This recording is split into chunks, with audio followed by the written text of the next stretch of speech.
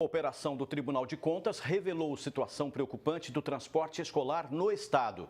Na macro-região também foram registradas ocorrências graves envolvendo os veículos que transportam crianças todos os dias. O Tribunal de Contas do Estado divulgou no dia 16 de janeiro um relatório sobre a situação do transporte escolar no estado de São Paulo. 216 municípios paulistas passaram por fiscalização, que avaliou pontos como a quantidade de usuários por veículos, solicitações e aprovações para descontos, identificação de frota própria ou terceirizada e principalmente a situação desses veículos. Em todo o estado, o cenário é preocupante. Aqui na região de Ribeirão Preto foram vistoriados veículos de 12 cidades. O TCE identificou várias irregularidades em todos eles. Veículos que não são submetidos àquela inspeção semestral do Seretan, destinada aí a verificar os equipamentos obrigatórios. Em relação aos condutores, verificamos assim que muitos deles não possuíam aquele curso destinado ao transporte de alunos. O ônibus que transporta alunos em Cássia dos Coqueiros está com bancos, lanternas e para-choques quebrados. Em Viradouro, o veículo apresentou problemas com o extintor, avarias e pneus carecas. As cidades de Descalvado, Mococa, Pradópolis e Ribeirão Bonito também apresentaram falhas semelhantes. Em alguns municípios, o Tribunal de Contas identificou que as prefeituras sequer tinham conhecimento dos problemas apresentados nos veículos que transportam as crianças todos os dias. No questionário respondido por eles, de fato, eles mostraram que não tinham conhecimento aí de manutenções que são realizadas nesses veículos, tanto da frota própria, quanto na de terceirizado. O Jornal da Clube já mostrou anteriormente outras reclamações com relação ao transporte escolar. Em março de 2017, crianças eram transportadas em veículos superlotados em Sertãozinho. São 3 ônibus para comportar as crianças dos outros prédios, do Aragão e mais as casinhas. E não está tendo as condições, que as nossas crianças não têm nem onde sentar. Viana e Furlan vai junto, é um ônibus só, vai superlotado. Tem uma menina ali que tem problema, ela tem 15 anos, mas ela é pequenininha. Vai acabar, às vezes, indo em pé. Antes era um bairro comum, entendeu? Então a quantidade de pessoas era normal. Aí saiu os prédios e saiu a Coab, foi muita gente de uma vez só num lugar e a infraestrutura não acompanhou. Em 2016, a Prefeitura de Cássia dos Coqueiros deixou várias crianças sem aula por conta da falta de combustível na frota de ônibus. O relatório do TCE saiu esta semana, mas a 7ª fiscalização ordenada do transporte escolar foi realizada no dia 30 de outubro do ano passado. Sendo assim, todas as cidades já foram notificadas. Os gestores terão que apresentar melhorias no serviço com manutenção e até substituição das frotas. No ano que vem, a gente vai retornar no município e vai verificar se houve ou não a correção disso aí.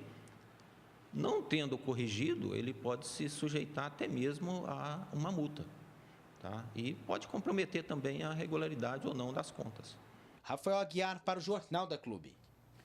A Prefeitura de Cássia dos Coqueiros disse que os custos com o transporte dobraram nos últimos anos, mas que tem feito economias que possibilitaram recuperar parte da frota. Já a administração de Descalvado justificou que eventuais problemas podem acontecer e que conta com monitores nos veículos. Alegou também que o transporte da cidade foi elogiado pelo agente do Tribunal de Contas que cuidou da fiscalização. O executivo de Viradouro garante que adotou todas as recomendações apontadas no relatório e já comunicou ao tribunal. As prefeituras de Mococa, Ribeirão Bonito e Pradópolis não se manifestaram até o fechamento desta edição. Transporte escolar, o assunto continua agora ao vivo com mais informações de Ximene Osório. Ximene. Essa fiscalização apontou um verdadeiro perigo para os alunos. Afinal, foram constatados veículos sem cinto de segurança, com extintores vencidos e pneus carecas. Boa tarde, Eduardo. Uma situação bastante grave, né? É bastante grave, até porque a gente está falando do uso do dinheiro público e estamos falando do transporte de pessoas, de vidas, né? Então são alunos, são motoristas, são famílias que devem estar bem protegidas pelas condições adequadas que esses veículos precisam ter. E o tribunal, dentro do seu papel fiscalizador, precisa ter periodicidade no acompanhamento do bom uso desse recurso público. Esse procedimento do Tribunal de Contas junto às prefeituras deveria ser constante? Obrigatoriamente, como eu já disse, por ele ser um dos fiscalizadores do uso do dinheiro público. As prefeituras têm as suas responsabilidades quanto ao uso do recurso e o tribunal em fiscalizar se esse uso foi adequado. A quem mais compete verificar as condições de uso dos veículos?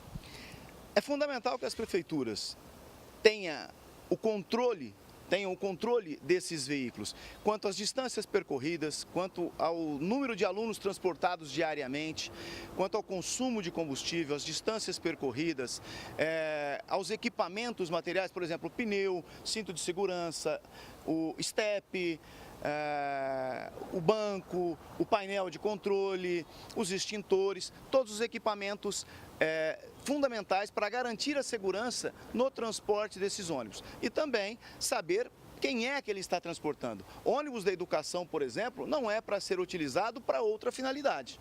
Isso é fundamental. E o que seria adequado ocorrer no transporte escolar? Ter juízo. Ter motorista com qualidade técnica, com controle emocional, equipamento adequadamente ajustado para aquele tipo de transporte. Como eu já disse, transportar vidas com segurança, com equilíbrio e com responsabilidade. E além dos equipamentos dos veículos, o que mais pode preocupar?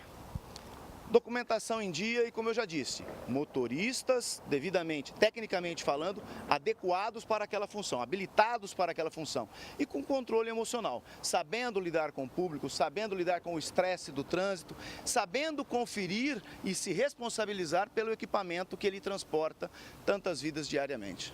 Muito obrigada pela sua participação aqui no Jornal da Clube. E daqui a pouco nós vamos falar sobre a espera dos moradores da Zona Leste para a construção de um parque há 5 anos. Pucci. Até já, Ximene.